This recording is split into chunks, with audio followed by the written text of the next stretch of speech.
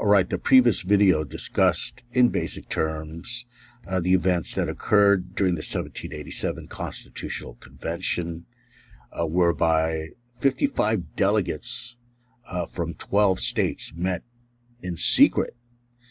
And by the way, not 13 states, right? 12 states. The one state that did not send a delegate was Rhode Island, because they felt that the possibility of an enlarged and stronger federal government is a bad idea. So they abstained from sending a delegate to the convention.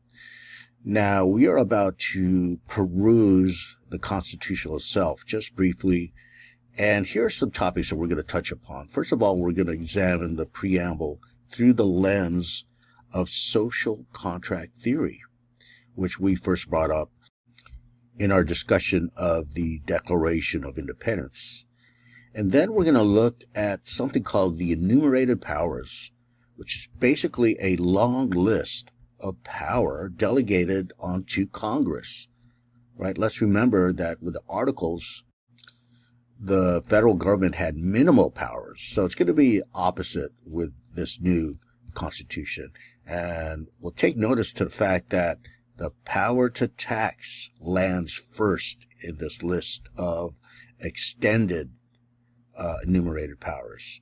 And we'll also look at one particular enumerated power called necessary and proper clause, which, due to its ambiguity, could be arguably a vehicle whereby the government could exceed and overstep their authority, right? And we'll discuss that and make that clear in a second. And then we'll look over the Anti-Federalist argument. The Anti-Federalists was a group of leaders, political leaders, that oppose the ratification of the Constitution. Now, I have to mention here right off the bat that once the Constitution was drafted in its pretty much complete form, the next step was a ratification process, whereby state by state approval of this Constitution was put to a vote.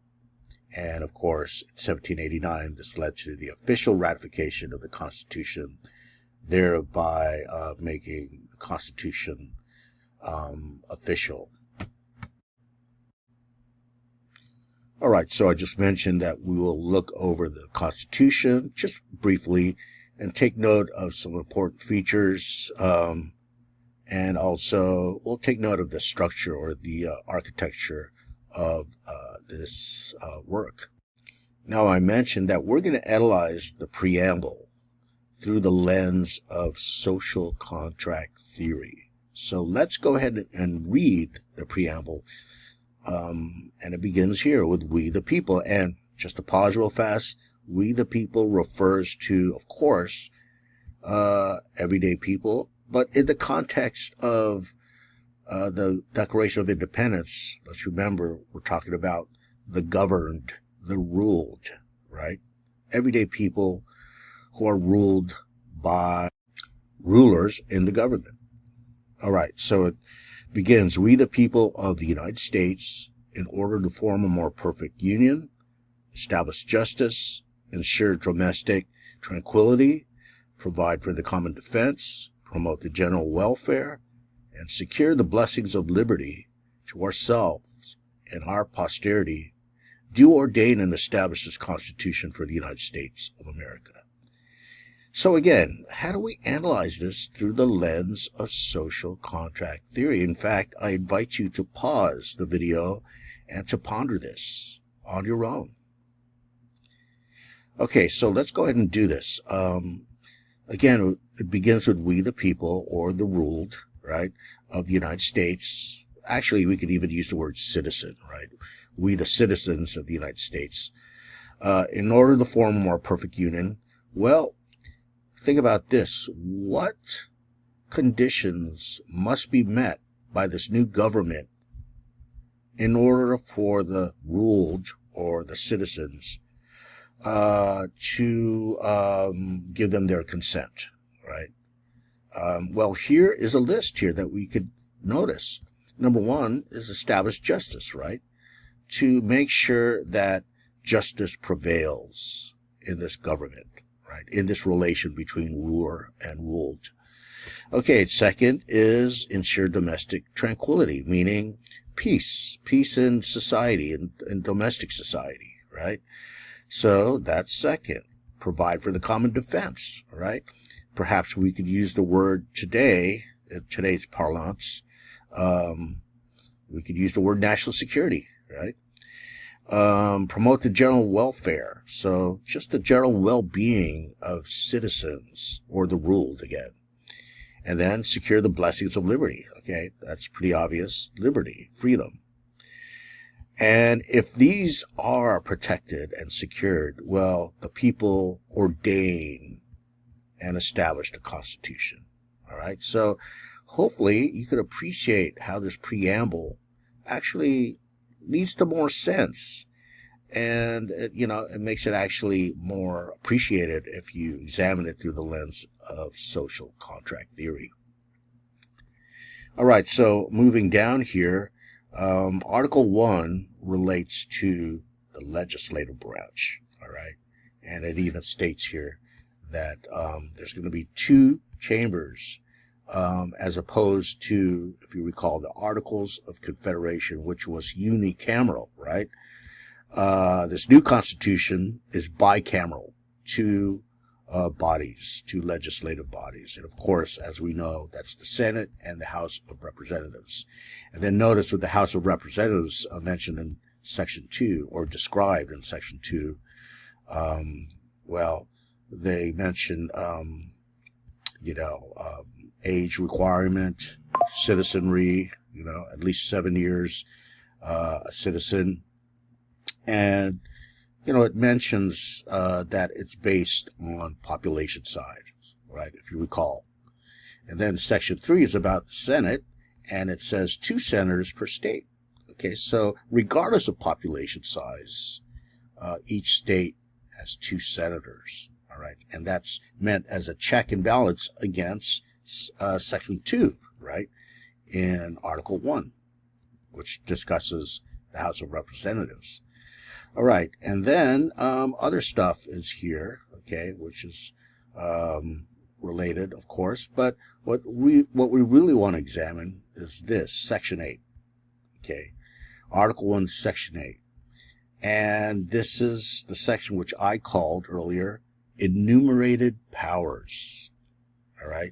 And here's a list of enumerated powers that Congress now enjoys, okay? And as we mentioned, the first one right away is the power to lay and collect taxes, duties, and so forth. All right, so again, this is ironic because the conflict leading to American independence at root, at bottom, was traceable to an economic issue, particularly taxation, right?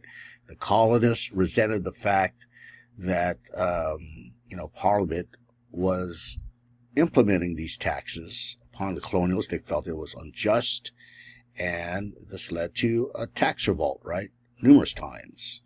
So, lo and behold, what happens here with the now strengthened federal government in 1787?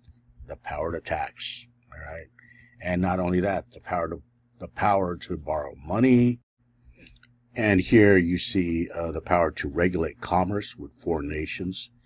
And let's remember that this power was not found in the Articles of Confederation. If you recall, I described the economy back then as not really a national economy, but 13 separate economies, right? Well, this makes it one unified national economy.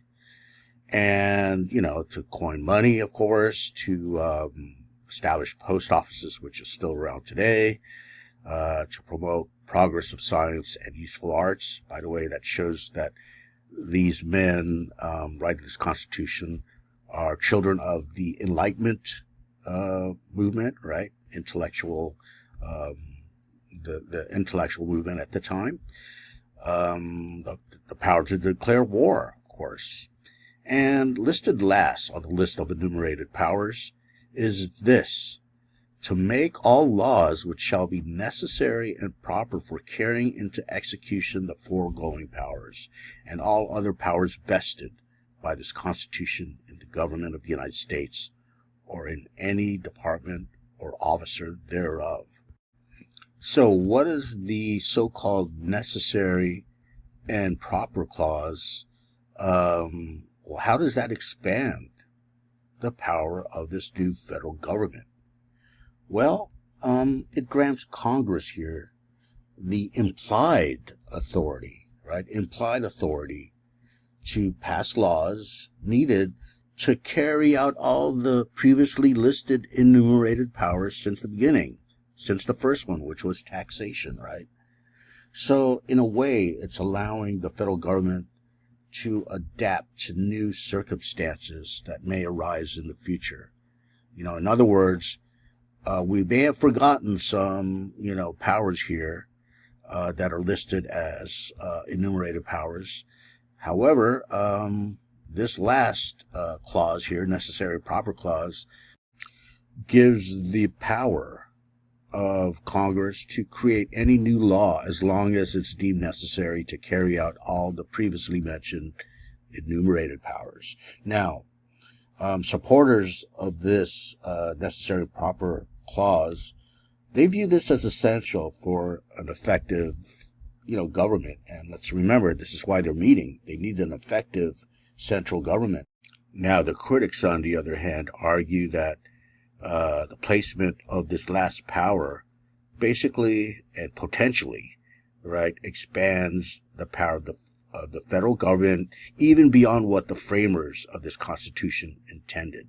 In other words, you could pass seemingly any law as long as it's justified as necessary to carry out all the previously mentioned, previously enumerated powers that we looked over in Section 8, Article 1.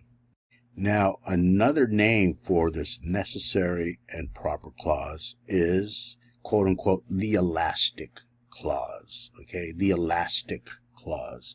And it's called the elastic clause because, as you can see, it allows Congress and its power to stretch, if you will, beyond the specific powers listed in the Constitution, which I just described, beyond the enumerated powers. So this flexibility, right, ability to, quote, stretch, right, enables the federal government to, again, address new challenges that the framers of the Constitution may not be able to anticipate, but they still stick that in there just in case, right? So that's why you call it the elastic clause, because you could stretch it beyond the enumerated powers listed here.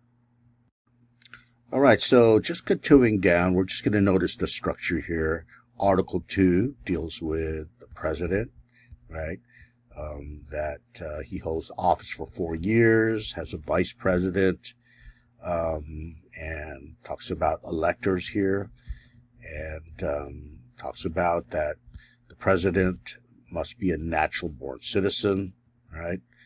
And he's also the commander-in-chief of the Army and Navy of the United States, and so on and so forth, Section 3 and Section 4, right? And then Article 3 deals with the judiciary branch, which is, again, the Supreme Court, and it goes down here. And then other articles here, okay? I'm going through it quite quickly, but you could look over it on your own if you wish, right? And then it's signed by all the delegates that approve.